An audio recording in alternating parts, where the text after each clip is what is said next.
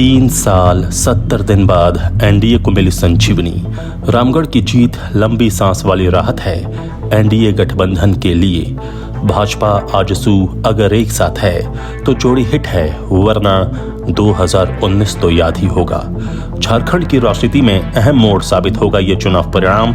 सत्ता पक्ष और विपक्ष दोनों के लिए आत्ममंथन करने का समय। नमस्कार, आजाद सिपाही के विशेष में आपका स्वागत है। मैं हूं राकेश सिंह। रामगढ़ विधानसभा उपचुनाव में भाजपा और आजसू गठबंधन ने बड़ी जीत हासिल कर ली है। इस जीत ने दोनों को ये भी जता दिया है कि 1 और 1 11 होते हैं, मतलब दोनों अगर साथ रहे तो कामयाबी मिलेगी। ये चुनाव परिणाम कांग्रेस के लिए अप्रत्याशित है, क्योंकि इसमें कांग्रेस के कब्जे से रामगढ़ निकल गया है। कांग्रेस झारखंड की सत्ता में झामुमो के साथ बराबर की साझेदार है और इस उपचुनाव में वाम दलों का समर्थन भी उसे मिला था। इसके बावजूद रामगढ़ का चुनाव परिणाम अनुमानों के मुताबिक ही रहा। जहां तक इस चुनाव परिणाम के झारखंड की राजनीति पर असर की बात है, तो ये जीत भाजपा और आजसू के लिए कई मायनों में खास जरूर है। रामगढ़ की जीत ने एक तरह से ये साबित किया है कि भाजपा और आजसू ने झामुमो कांग्रेस राजद सरकार के खिलाफ चल रही सत्ता विरोधी लहर को बखूबी भुनाया और इसका फायदा भी उठाया। रामगढ़ में मिली जीत से इस बात की भी तस्दीक होती है कि भाजपा आजसू ने प्रदेश में बेरोजगारी, विधि व्यवस्था, महिला सुरक्षा, स्थानीयता विधेयक और सरकार की विश्वसनीयता में आई कमी का लाभ उठाया है। लेकिन इसके साथ ही रामगढ़ की जनता ने बेहद सलीके से कह दिया है कि अब एक चुनावी जीत पर इतराने या एक पराजय से मायूस होने का समय नहीं है। आजसू को भाजपा की मदद से रामगढ़ सीट पर जीत जरूर मिली है, लेकिन इस गठबंधन के लिए ये जीत आत्ममंथन का अवसर है। अब इन दोनों दलों को सोचना होगा कि जीत के इस सिलसिले को जारी कैसे रखा जा सकता है। दूसरी तरफ कांग्रेस के लिए रामगढ़ की जनता ने संदेश दिया है कि 2019 की जीत के बाद जिस तरह विधायक ममता देवी और कांग्रेस पार्टी ने इलाके के लोगों को नजरअंदाज किया, वो कहीं से भी भूलने वाली बात नहीं है। कांग्रेस को 2019 में मिली जीत पर इतराने की बजाय धरातल पर काम करना चाहिए था। वैसे भी झारखंड कांग्रेस पूरी हेमंत सोरेन के भरोसे ही राजनीति कर रही है। ये रामगढ़ चुनाव में भी देखा गया।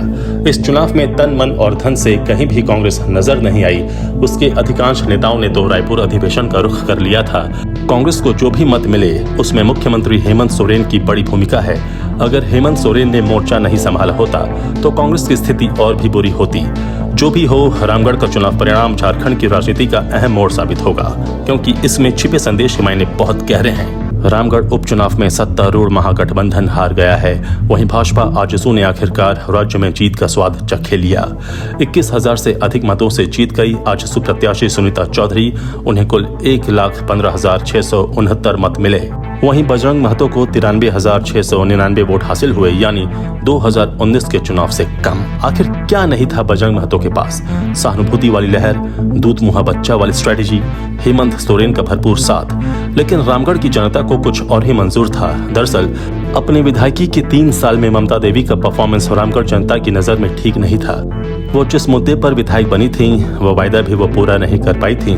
लेकिन इस जीत के बावजूद भाजपा आजसू को समझ लेना चाहिए कि झारखंड में वे हिट तभी हैं जब वे जोड़ी में हैं, अन्यथा फ्लॉप है। 2019 में हेमंत सोरेन सरकार के गठन के बाद से राज्य में ये 5वां उपचुनाव था। इससे पहले के 4 उपचुनाव में महागठबंधन के उम्मीदवारों ने जीत हासिल की थी। रामगढ़ उपचुनाव के परिणाम के बाद यह जानना दिलचस्प हो सकता है कि आखिर यहाँ कांग्रेस को पराजय का स्वाद क्यों चखना पड़ा, वो भी तब जब खुद मुख्यमंत्री ने रामगढ़ में चुनावी अभियान की जिम्मेदारी ली थी। ममता देवी के जेल जाने की सहानुभूति उनके साथ थी, सत्ता में होने का फायदा भी था। बावजूद इसके महागठबंधन की जीत का सिलसिला टूटा। दरअसल मई 2022 में अब तक ऐसे कई कारण रहे जिसकी वजह से झारखंड में महागठबंधन सरकार के खिलाफ सत्ता विरोधी लहर बन रही थी। मांडर में तो इसका फायदा भाजपा को इसलिए नहीं मिला क्योंकि बंधु तिर्की चुनावी जंग के माहिर खिलाड़ी हैं और वो चुनाव में हर चाल चलना जानते हैं। लेकिन रामगढ़ में कांग्रेस अपनी मुकम्मल रणनीति नहीं बना पाई। उसके कुछ नेता तो दूसरे राज्यों के चुनाव में व्यस्त हो गए और कुछ रायपुर अधिवेशन में। मुख्यमंत्री को अकेले मोर्चा संभालना पड़ा। लेकिन चूंकि ममता देवी की कार्यशैली से लोग नाराज थे, इसलिए एक बड़े वर्ग ने उनसे अपना नाता तोड़ दिया। एनडीए को आशातीत परिणाम मिला। दरअसल रामगढ़ में महागठबंधन की हार का सबसे पहला कारण रहा आजसू और भाजपा का साथ आना। इस चुनाव में एनडीए साथ लड़ी, इससे पहले के चुनावों में ऐसा नहीं हुआ था। रामगढ़ विधानसभा सीट का इतिहास भी एनडीए के साथ था।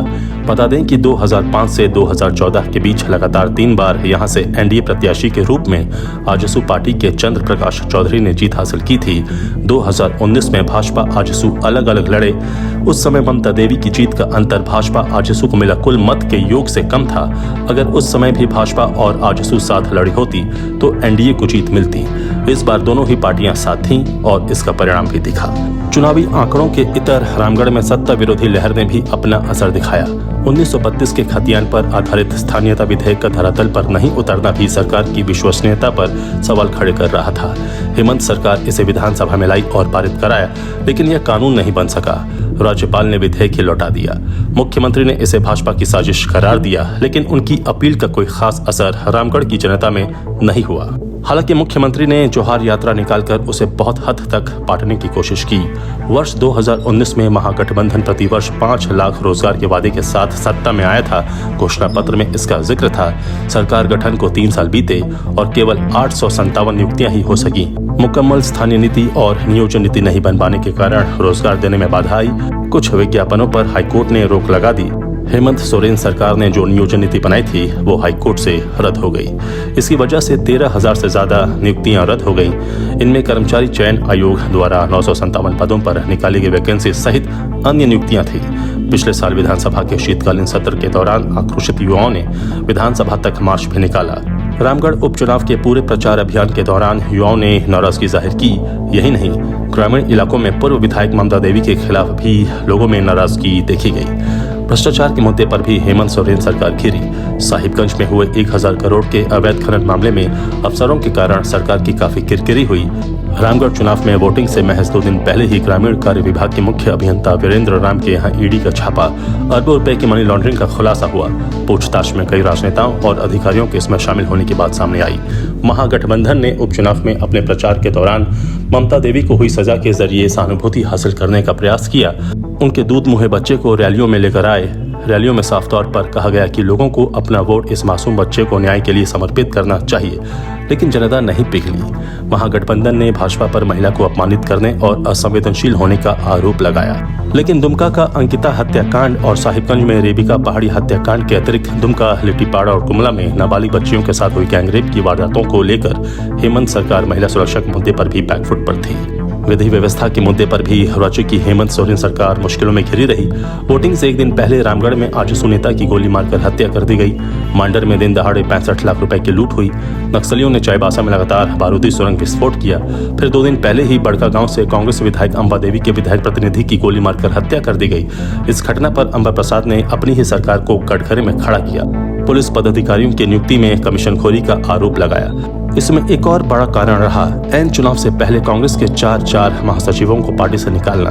आलोक दुबे, राजेश गुप्ता छोटू, लाल किशोरनाथ शाहदेव और साधुचरण गोप को एन चुनाव के वक्त पार्टी से निकाल दिया गया। इससे कांग्रेस समर्थकों में गलत संदेश गया।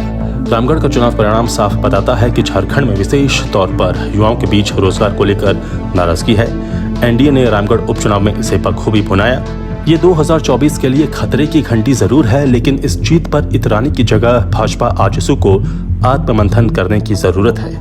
इन दोनों दलों को अब लगातार सड़क पर रहना होगा और ये रणनीति बनानी होगी कि जीत का ये सिलसिला कैसे कायम रखा जाए।